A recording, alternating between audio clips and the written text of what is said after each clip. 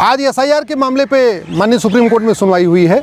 5 और पिटीशन आ गई हैं जो एसआईआर का विरोध कर रही हैं। उसमें से तमिलनाडु से पिटीशन आई है, पुडुचेरी से पिटीशन आई है, बंगाल से पिटीशन आई है। उन लोगों का कहना है कि एसआईआर नहीं होना चाहिए, एसआईआर अनकॉन्स्टिट्यूशनल है। हमारी पीआईएल माननीय सुप्रीम कोर्ट में पहले से पेंडिंग है, जिसमें मैंने मांग किया है कि ये एसआईआर होना चाहिए। फ्री एंड फेयर इलेक्शन के लिए ज़रूरी है ये एसआईआर हो और एक भी फर्जी वोटर भारत में ना हो। मैंने अपनी पीआईएल में भी कहा है कि लगभग 5 करोड़ भारत में फर्जी वोटर हैं और जब तक एसआईआर नहीं होगा तब तक इन फर्जी वोटर्स को पकड़ना बहुत मुश्किल है।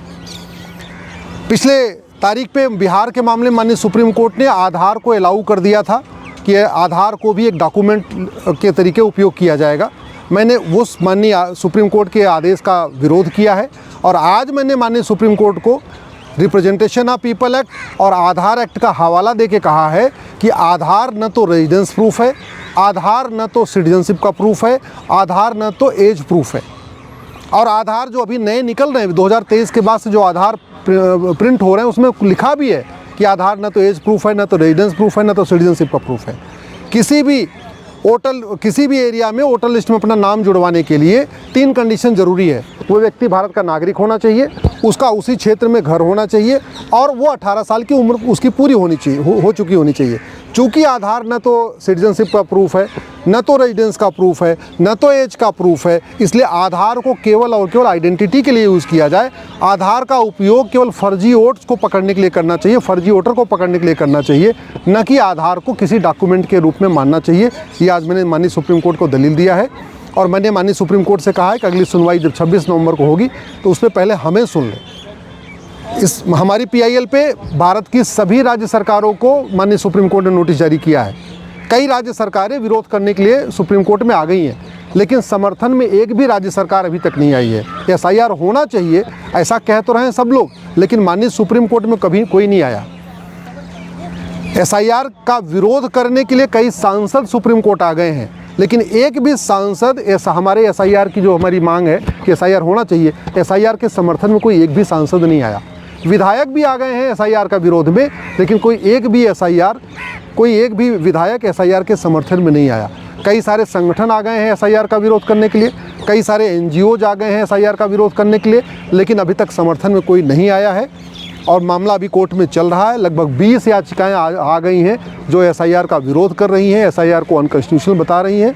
26 नवंबर को इस पर फिर सुनवाई होगी, 26-27 नवंबर को, और मुझे पूरा विश्वास है कि एसआईआर की प्रक्रिया जारी रहेगी। पूरे देश में एसआईआर होगा, रेगुलर इंटरवल पे एसआईआर होगा, हर 5 साल पे एसआईआर होगा, डोर टू डोर जाके एसआईआर होगा। हमने जो फॉर्म 6 है उसको भी चैलेंज किया हुआ है। अभी आधार एक्ट कहता है कि आधार रेजिडेंस प्रूफ नहीं है, डेट ऑफ बर्थ का प्रूफ नहीं है, डोमिसाइल का प्रूफ नहीं है, लेकिन फॉर्म 6 पे आधार को as a proof of age proof माना गया है।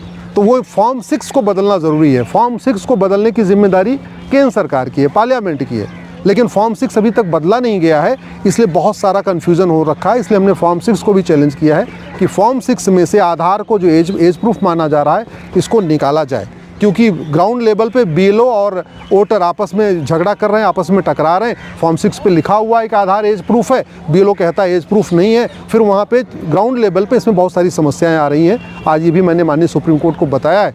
अगली सुनवाई पे मुझे पूरा विश्वास है कि तब तक केंद्र सरकार की तरफ से इस पर स्टैंड क्लियर हो जाएगा, लेकिन फॉर्म 6 को बदलना बहुत ज़रूरी है। एक और जो समस्या आ रही है आधार एक्ट को लेके, चूँकि आधार एक्ट में लिखा हुआ है कि कोई भी व्यक्ति जो 6 महीने भारत में रह ले उसका आधार बन सकता है, और बड़े पैमाने पे जिनको पार्षद का चुनाव लड़ना है, प्रधान का चुनाव लड़ना है, विधायक का चुनाव लड़ना है या लोकसभा का चुनाव लड़ना है, वो लोग घुसपैठियों का आधार बनवा रहे हैं। आधार बनवाने के लिए केवल एक लेटर हेड पे लिख के देना है, पार्षद प्रधान लिख दे या सांसद विधायक लिख दे कि हाँ ये 6 महीने से यहाँ रह रहे हैं, तो आधार बन जाता है। और आधार फर्जी आधार बनवाना कोई जघन्य अपराध नहीं है, इसलिए बड़े पैमाने पे आधार बनता जा रहा है। और जैसे ही आधार बन जाता है फिर 2000 रुपये दे के राशन कार्ड बन जाता है, फिर जब आधार और राशन कार्ड दोनों बन जाता है फिर 2-3 हज़ार रुपये दे के बर्थ सर्टिफिकेट बन जाता है, और जब 3 डॉक्यूमेंट हो जाता है फिर 2-3 हज़ार रुपये दे के बाकायदा डोमिसाइल सर्टिफिकेट बन जा रहा है, और जब 4 डॉक्यूमेंट हो जा रहा है तो फिर लोग अपना बैंक में खाता भी खुलवा ले रहे हैं। और आज की डेट में बड़े पैमाने पे घुसपैठिए बड़े चालाकी से भारत में ज़मीन खरीद रहे हैं। भले ही एक बिस्वा खरीद रहे हैं या 2 बिस्वा खरीद रहे हैं या छोटा सा जमीन टुकड़ा खरीद रहे हैं, लेकिन वो ज़मीन खरीद रहे हैं जिससे उनका मालिकाना हक यहाँ इस्टेब्लिश हो जाए। और चूँकि तहसील में भ्रष्टाचार है, इसलिए कोई देख नहीं रहा है कि जिसकी ये जो रजिस्ट्री कराने वाला कौन है, बेचने वाला कौन है, खरीदने वाला कौन है।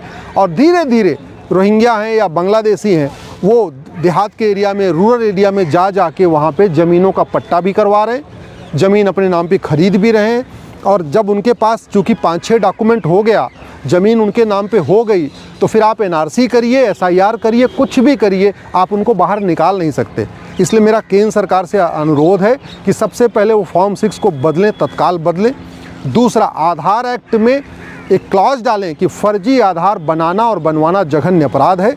ये फर्जीवाड़ा जो है चल रहा है कॉमन सर्विस सेंटर पे, वहाँ बड़ा डिस्प्ले बोर्ड लगाएं और वहाँ लिखा होना चाहिए साफ साफ कि अगर कोई कॉमन सर्विस सेंटर वाला फर्जी आधार बनाएगा उसको 10 साल सज़ा होगी, या कोई व्यक्ति अगर फर्जी आधार बनवाएगा उसको भी सज़ा होगी। जब तक फर्जी डॉक्यूमेंट बनाने और बनवाने पे कठोर कानून नहीं होगा, इनको सज़ा नहीं होगी, तब तक न SIR सफल हो पाएगा, न NRC सफल हो पाएगा। SIR NRC तभी सफल होगा जब फर्जी डॉक्यूमेंट बनाना और बनवाना जघन्य अपराध हो, भ्रष्टाचार जघन्य अपराध हो। क्योंकि ये घुसपैठिए 12 से 15 हज़ार रुपये दे के 5 डॉक्यूमेंट बनवा ले रहे हैं और फिर वो आयुष्मान कार्ड भी बनवा लेते हैं, जनधन खाता खुलवा ले रहे हैं, मुद्रा लोन लेते हैं, मुद्रा लोन लेके उसी लोन से बाकायदा ज़मीन खरीद ले रहे हैं। तो एक तरीके से 12 से 15 हज़ार रुपये घुसपैठिए खर्च करते हैं और फिर लोन लेके यहीं ज़मीन खरीद ले रहे हैं, मकान भी खरीद ले रहे हैं, अपनी झुग्गियाँ भी बनाते जा रहे हैं और फिर उनको ढूंढ पाना बहुत मुश्किल हो जाएगा। इसलिए आधार एक्ट को बदलना ज़रूरी है, प्रिवेंशन ऑफ करप्शन एक्ट को बदलना ज़रूरी है, फॉर्म 6 को बदलना ज़रूरी है। जो हमारा रिप्रेजेंटेशन ऑफ पीपल एक्ट 1950 का है, इतना पुराना हो चुका है, 78 साल बीत चुके हैं, उस एक्ट को बदलना ज़रूरी है, तभी देश सुरक्षित रहेगा। नहीं तो 9 राज्यों की डेमोग्राफी पहले बदल चुकी है, 800 जिलों में से 200 जिलों की डेमोग्राफी पहले बदल चुकी है, 6000 तहसीलों में से 1500 तहसीलों की डेमोग्राफी पहले बदल चुकी है, बॉर्डर पे जो 300 तहसीलें हैं उसमें से 300 की डेमोग्राफी बदल गई है। और ये खतरा डे बाय डे बढ़ रहा है कि घुसपैठिए बड़े प्लान्ड वे में यहाँ बसते जा रहे हैं, डॉक्यूमेंट बनवाते जा रहे हैं, ज़मीन खरीदते जा रहे हैं, रेंट एग्रीमेंट कराते जा रहे हैं, प्लॉट भी खरीद रहे हैं, झुग्गियाँ भी बना रहे हैं, सब कुछ करते जा रहे हैं। उसको रोकने का यही तरीका है, SIR हो, NRC हो, लेकिन सबसे पहले कानून को बदला जाए।